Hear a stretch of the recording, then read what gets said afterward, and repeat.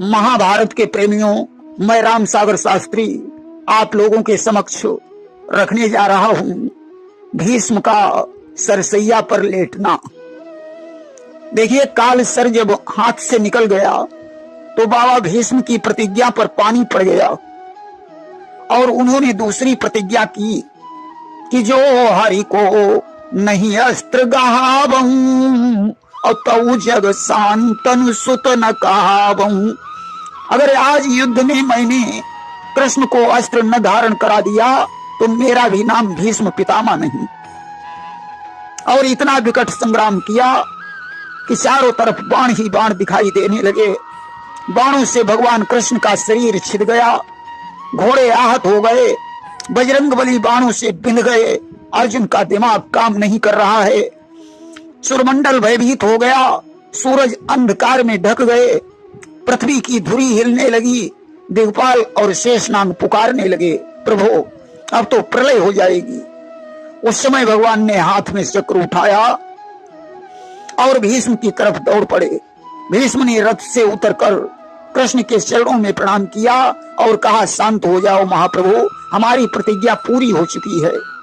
अर्जुन भी कृष्ण के चरणों में गिर पड़े। उन्होंने कहा, प्रभु पितामह को क्षमा करो और शांत होकर रथ पर विराजमान हो जाओ। भगवान ने चक्र को जमीन पर फेंक दिया। देखिए, भक्तों के आगे भगवान अपनी प्रतिज्ञा की कोई परवाह नहीं करते हैं। आज पुनः युद्ध हुआ, बाणों पर बाण चलने लगे। जरा सा मौका मिलने पर बाबा भीष्म ने 10,000 राजाओं का संहार कर दिया। शंखनाद के साथ संग्राम बंद हो गया। दोनों दल के वीर अपने अपने शिविर में चले गए। भोजन करते समय द्रौपदी ने पूछा, आज युद्ध का क्या परिणाम हुआ? अर्जुन ने कहा, आज तो कृष्ण ने अस्त्र उठाकर मेरा अपमान ही करा दिया। द्रौपदी ने कहा, कृष्ण हमेशा भक्तों के प्रण की रक्षा करते हैं। प्रातः काल पुनः संग्राम छिड़ गया। द्रोणाचार्य, कर्ण, दुर्योधन पांडव सेना में खलबली मचाए हुए हैं। भीमसेन कौरवों के दल का मर्दन कर रहे हैं। उन्होंने गदा की ठोकर से बहुत से वीरों का विनाश कर दिया। तमामों रथों को सारथी समेत नष्ट कर दिया। 300 राजा भीमसेन के हाथों से मारे गए। उधर बाबा भीष्म और अर्जुन का संग्राम होने लगा। भीष्म भी आज बाणों का संधान करके कौरव पांडव सेना का विनाश करने लगे। आज भी उन्होंने अर्जुन के रथ को बाणों से आच्छादित करके 10,000 राजाओं का संहार कर दिया। शंखनाद के बाद संग्राम बंद हो गया। दोनों सेनाएं अपने अपने शिविर में पहुंची। भोजन करते समय धर्मराज ने कहा, कृष्ण, बाबा भीष्म ने आज 10,000 महारथियों के सहित हमारी बहुत सी सेना नष्ट कर डाली है। हम उनके महारथियों का कुछ भी नहीं कर पाए। हमारा आधा दल समाप्त हो चुका है। आज तक 90,000 राजाओं का संहार हो चुका है। कृष्ण ने कहा, आज हम तुम और अर्जुन मिलकर भीष्म पितामह के पास चलेंगे और उनसे उनकी मृत्यु का उपाय पूछेंगे। भीष्म पितामह त्यागी पुरुष हैं, वे अपनी मृत्यु का उपाय अवश्य बता देंगे। उसी उपाय से भीष्म पर विजय प्राप्त की जा सकती है। अस्त तीनों ने भीष्म के शिविर में प्रवेश किया। दूत ने जाकर भीष्म को संदेश दिया कि गंगा सुत चित दई सुनहु कहो जोरी के हाथ, धर्मराज द्वारे खड़े हरि अर्जुन के साथ। धर्मराज दरवाजे पर अर्जुन और कृष्ण के सहित आपकी प्रतीक्षा कर रहे हैं। बाबा भीष्म बाहर निकले। उन्होंने कृष्ण के चरणों में अपना मस्तक झुकाया। धर्मराज और अर्जुन ने बाबा को प्रणाम किया। भीष्म ने आशीर्वाद दिया कि महाभारत के युद्ध में तुम्हारी विजय हो। धर्मराज ने कहा, बाबा विजय कैसे होगी जब हमारे 10,000 महारथी रोज मारे जाएंगे? भीष्म ने कहा, पुत्र, जहां कृष्ण है वहीं विजय है। धर्मराज ने कहा, बाबा आपके होते हुए संग्राम जीतना असंभव है, इसलिए अपनी मृत्यु का कारण बताइए। भीष्म ने हंसकर कहा, धर्मराज मेरी मृत्यु का एक ही उपाय है। द्रुपद राज के पुत्र शिखंडी को आगे कर दिया जाए तो मैं अपना धनुष डाल दूंगा, क्योंकि शिखंडी पहले स्त्री था और मेरी नजर में वो आज भी स्त्री है। कि जिस समय शिखंडी नारी रूप अपने आगे मैं देखूंगा, बस उसी समय रण स्थल में अपने हथियार डाल दूंगा। शिखंडी की ओट से अर्जुन अगर मेरे ऊपर बाणों का संधान करें तभी वे मुझे घायल कर सकते हैं, अन्यथा इंद्रादि देवता भी लड़कर मुझे युद्ध में पराजित नहीं कर सकते। आज कारण जानकर बाबा भीष्म को प्रणाम करके धर्मराज अर्जुन और कृष्ण के सहित वापस लौट आए। प्रातः काल पुनः युद्ध प्रारंभ हो गया। भीष्म और दुशासन का युद्ध होने लगा। दुशासन ने भीम पर 20 बाण छोड़े। भीम ने रथ को छोड़ दिया, हाथ में गदा उठाई। दुशासन भी गदा लेकर आगे बढ़ा। दोनों में गदा युद्ध होने लगा। भीमसेन ने उसकी छाती पर गदा का प्रहार किया। दुशासन मूर्छित हो गया कि गदाघात से जब हुआ दुशासन बेहोश, द्रोण वीर आगे बढ़े लगे दिखाने जोश। द्रोणाचार्य आगे बढ़े। भीम ने द्रोणाचार्य पर गदा का प्रहार किया, परंतु भीम का हाथ झन्ना गया, परंतु द्रोणाचार्य पर गदा का कोई प्रभाव नहीं पड़ा। द्रोणाचार्य ने भीम के ऊपर कई बाणों का संधान किया। उन्होंने घोड़ों को घायल कर दिया। भीम का रथ टूट गया, सारथी मर गया। कि जब देखा अभिमन्यु ने वीर भीम का हाल, द्रोण वीर के सामने जा पहुंचा तत्काल। अभिमन्यु ने भीम का ऐसा हाल देखा, उसने तत्काल द्रोणाचार्य का सामना किया। उसने एक ही वार में द्रोणाचार्य के चारों घोड़े मार डाले, सारथी समेत रथ चूर हो गया। द्रोणाचार्य दूसरे रथ पर सवार हुए। भयंकर युद्ध हो रहा है। सारे वीर अपने अपने जोर से बराबर युद्ध कर रहे हैं। तमामों रथ टूट चुके हैं, तमामों शीश कट चुके हैं, तमामों वीर मृत्यु को प्राप्त हो चुके हैं। युद्ध भूमि में रक्त की धार बह रही है कि बह रही रक्त की धाराएं, बह चले अनेकों बलधारी, धर धर में धरा धरकती है, वह मची मचल कर धर मारी। इधर बाबा भीष्म ने सारथी से कहा, हमारा रथ अर्जुन के सामने ले चलो। सारथी ने ज्यों रथ की डोर खींची, चारों का शब्द सुनाई पड़ने लगा। आकाश में गीध मडराने लगे, नाना प्रकार के अपशकुन होने लगे। सारथी ने कहा, महाराज आज जैसे अपशकुन हो रहे हैं वैसे पहले कभी नहीं हुए।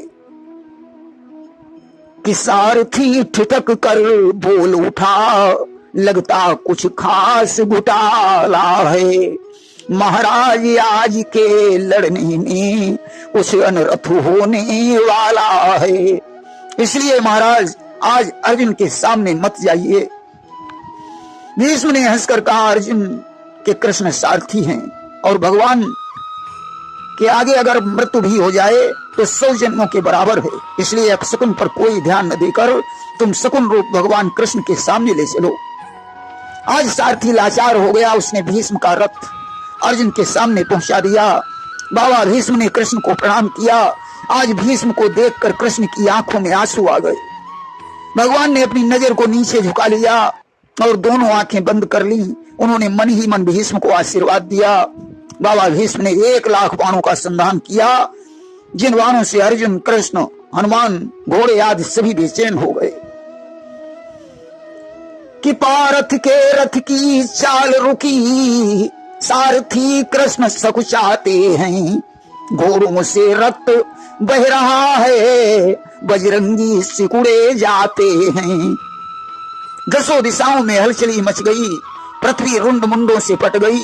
अर्जुन ने दिव्यास्त्रों का प्रयोग किया, परंतु बाबा भीष्म पर विजय नहीं पा सके। भगवान ने कहा, अर्जुन अब इन अस्त्रों से काम नहीं चलेगा, शिखंडी को आगे करके युद्ध करो। अर्जुन ने कहा, प्रभु इससे तो हमारी कायरता सिद्ध होगी। भगवान ने कहा, अगर तुम ऐसा नहीं करना चाहते हो तो राज्य का लोभ छोड़कर सन्यासी बन जाओ। आज कृष्ण ने शंख बजाया, शिखंडी सामने आ गया। कि यह कही के हरि शंख बजायो, और सुन के नाद शिखंडी आयो। अर्जुन ने शिखंडी को आगे किया। अब तो ज्यों बाबा भीष्म ने शिखंडी को देखा, उन्होंने धनुष बाण फेंक दिया। कि जब वही शिखंडी आगे आयो और भीष्म धनुष डारी सिर नायो। अर्जुन शिखंडी की ओर से बाबा भीष्म पर बाणों का संधान करने लगे। भीष्म आहत हो गए, उनका शरीर बाणों से बिंध गया, वे रथ से जमीन पर गिर गए। भीष्म की ऐसी दशा देखकर द्रोणाचार्य, कर्ण, दुर्योधन, दुशासन ने अपने अपने धनुष बाण फेंक दिए और विलाप करने लगे। दुर्योधन दौड़कर भीष्म के पास पहुंचा और कहने लगा, बाबा अब तुम्हारे बगैर हम युद्ध कैसे जीत पाएंगे। राजागण दौड़ दौड़ कर भीष्म के पास पहुंचे। धर्मराज और कृष्ण भी रथ से उतरकर उनके पास गए। भीष्म ने दुर्योधन से कहा, मैं बाणों की सेज पर लेटा हूं, परंतु मेरा शीश लटक रहा है। दुर्योधन ने सेवक को भेजकर शिविर से तकिया मंगवाई। बाबा भीष्म ने कहा, दुर्योधन बाणों की सेज पर सोने वाले को मखमल की तकिया शोभा नहीं देती। उन्होंने अर्जुन से कहा, पार्थ मेरे लिए बाणों की तकिया चाहिए। और सुनिए अर्जुन, सारंग कर लीनो और 3 बाण संधारण कीनो।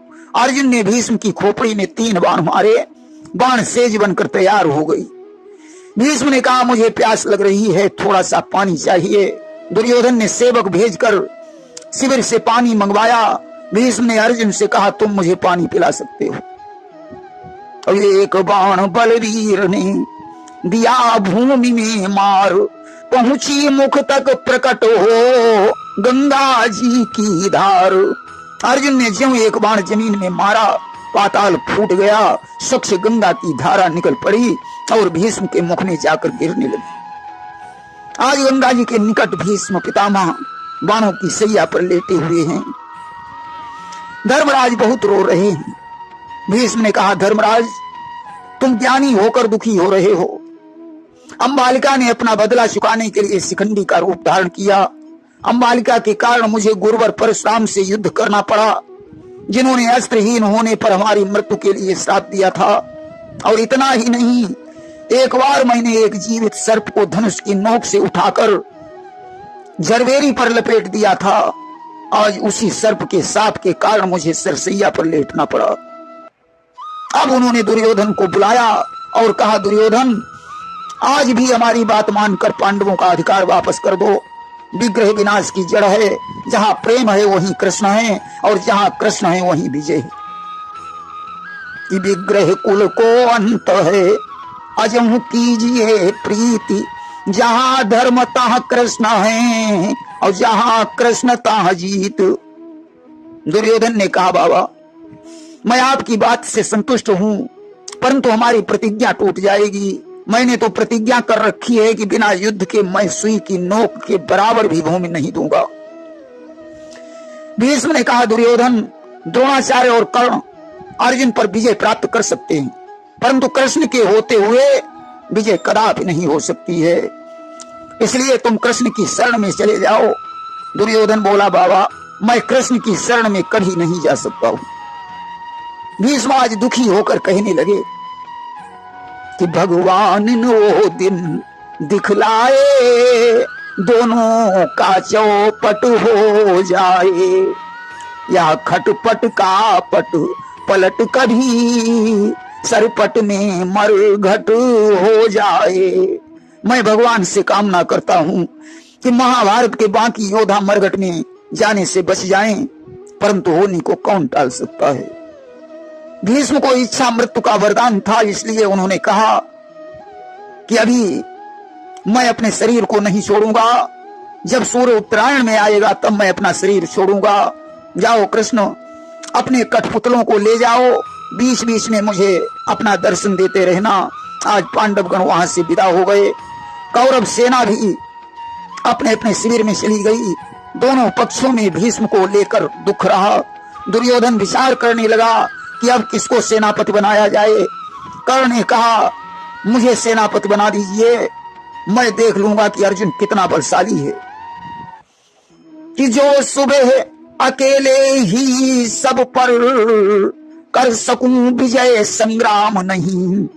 तो शपथ पिता की माता की रविनंदन मेरा नाम नहीं। अश्वत्थामा नाराज हो गया। उसने कहा कर्ण को छोड़कर अगर मुझे सेनापति बनाओ तो मैं तत्काल विजय प्राप्त करके दिखा सकता हूं। कर्ण सेनापति बनने के लायक नहीं है। आज कर्ण क्रोधित हो गया। उसने कहा गुरु पुत्र होने के कारण मैं तुम्हारी इज्जत करता हूं, वरना तुम्हें अभी मार डालता। भीष्म भी मुझे अर्धरथी मानते थे, परंतु सेनापति बनाने में क्षत्रियों का अपमान समझते थे। आज मैं ही सेनापति बनूंगा। दोनों में झगड़ा होने लगा। कर्ण ने तलवार खींच ली। दुर्योधन ने कर्ण को समझाया और द्रोणाचार्य के पास पहुंचकर कहने लगा गुरुदेव आप हमारे सेनापति बनकर कौरव दल की रक्षा करें। द्रोण वीर कहने लगे सुनते हैं सरदार, 5 रोज के वास्ते लेता हूं ये भार। द्रोणाचार्य ने कहा दुर्योधन मैं 5 दिन के लिए सेनापति का अधिकार ले रहा हूं। अगर तुम अर्जुन को युद्ध से अलग कर दो तो मैं धर्मराज युधिष्ठिर को बंदी बना सकता हूं। सुशर्मा ने कहा आप चिंता न करें, मैं 14,000 रथियों को लेकर अर्जुन से संग्राम करूंगा, तब तक आप धर्मराज को बंदी बना लेना। शाम को सुशर्मा अर्जुन के पास पहुंचा और उसने कहा कि प्रातः काल हमारा और तुम्हारा संग्राम होगा। अर्जुन ने स्वीकार कर लिया। सुशर्मा और अर्जुन का संग्राम शुरू हो गया। इधर दुर्योधन ने द्रोणाचार्य से कहा कि जब तक अर्जुन सुशर्मा से युद्ध कर रहा है तब तक सभी लोग मिलकर युधिष्ठिर को बंदी बनाने का प्रयास करो। आज दोनों दल के वीर समरांगण में पहुंचे कि कोटि रथी महाबल भारी और क्षत्रिय सूर बड़े धनुधारी। पांडव दल में सबसे आगे भी भीम है। द्रोणाचार्य ने भीम का सामना किया।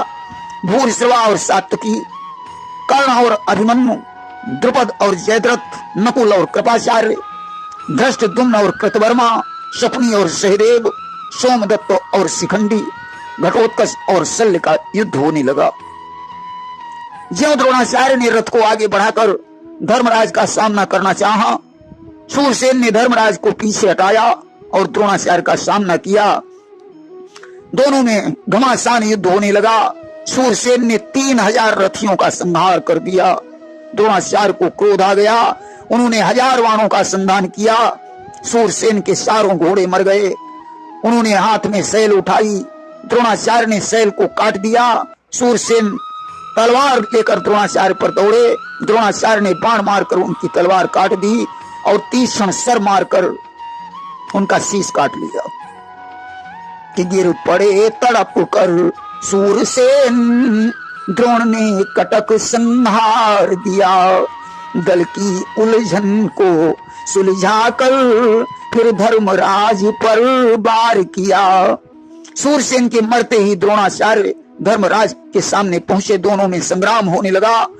द्रोणाचार्य विचार करते हैं कि अगर धर्मराज के तनिक भी खरोंच आई तो अर्जुन प्रलय मचा देगा। अस्तु उन्होंने नाग पास में धर्मराज को बांध लिया। अब तो सेना में हाहाकार मच गया। सारे वीर भगवान कृष्ण को पुकारने लगे कि नाभ मझधार में है नाथ हमारे आओ, नाभ मझधार में है नाथ हमारे आओ, धर्म की आन बचाने को मुरारे आओ। गजेंद्र से भी कहीं आज है जल्दी का समय, हिंद की टेर पे नंद दुलारे आओ। अब तो सेना की पुकार भगवान कृष्ण के कानों से जाकर टकराई। उन्होंने अर्जुन से कहा अर्जुन कि अर्जुन वह मानस सर खींचो, धर्मपति बंधे बिल पाते हैं, हथियार हाथ से छूट चुके सेना वाले चिल्लाते हैं। धर्मराज को द्रोणाचार्य ने नागपाश में बांध लिया है, इसलिए मानस सर का संधान करो। सारी सेना त्राही त्राही कर रही है। अर्जुन ने मानस सर का संधान करके नागपाश को काट दिया। 10 बाणों से उन्होंने द्रोणाचार्य के सारथी सहित घोड़े मारकर रथ को तोड़ दिया। द्रोणाचार्य घायल हो गए। वे समझ गए ये अर्जुन के बाण हैं। शाम हो चुकी थी। संग्राम बंद हो गया। दोनों दल अपने अपने शिविर को लौट गए। प्रेम से बोलिए वृंदावन बिहारी लाल की जय।